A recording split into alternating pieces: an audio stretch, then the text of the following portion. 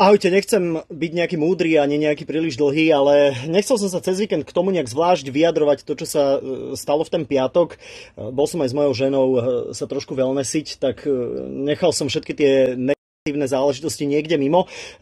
Chcem vám povedať len jednu vec, že ja si uvedomujem, že som spravil chybu. To samozrejme, že priznávam, ja som zaplatil aj pokutu regulérnu podľa všetkých pravidel, tak ako to má byť.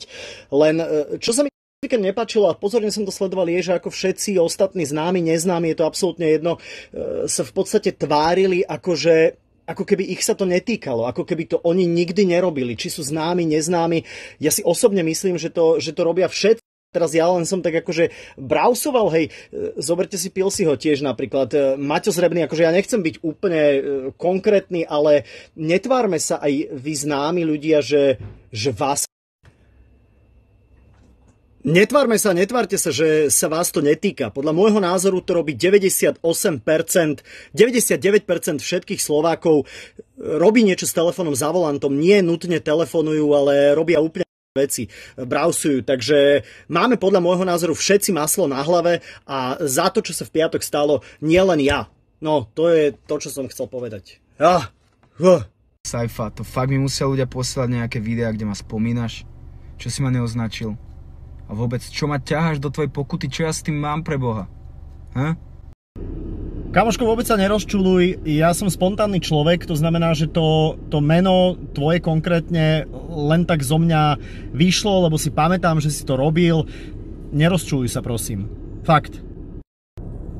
Nerozčuluj sa, lebo potom budeš mať vrásky a budeš musieť nosiť filtre ako ja. Dobre, nemyslel som to v zlom, len som chcel poukázať.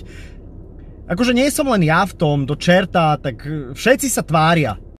Ako vidíš, žiadne vrásky, zakryl som si to pekne filtrom, absolútne nie som rozčulený, ide mi iba o to, že to není vôbec otvárenie, je to jednoducho o tom, že zastavia ma, stane sa, nebudem sa vyviňovať a obviňovať a hádzať to na XY random ľudí, ktorí ťa napadnú hneď v tom momente.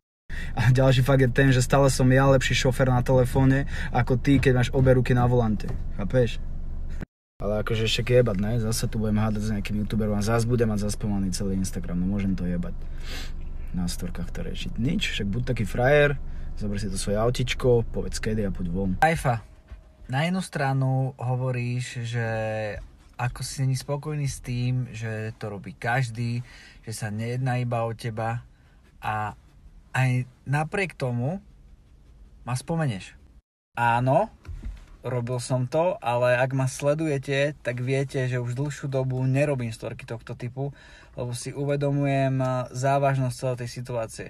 Hlavne aj z osobnej skúsenosti, že viem, že veľakrát ide nejaké auto predo mnou, prudko zabrzdí, alebo nejaký chodec mi skočí a keby som vtedy na telefóne, tak to dopadne úplne inak. Čiže môj odkaz je taký, že venujte sa tej jazde, storky v zaparkovanom aute a možno tým zachránite niekedy život alebo nespôsobíte škodu. Sa byť opovrhnutý, zabudnutý. Ako keby som pre teba už nič neznamenal, Saifa. Pretože spomenul si Pilsiho, spomenul si Mateja Zrebného a kdekoho. No a dobre, no však aj ja si točím ako storky, priznávam sa. Prečo si nespomenul aj mňa? Mohol si pokojne. Akože díky, že si ma nespomenul, aspoň tu teraz nestojí polícia, že pane, vy ste si točili, ale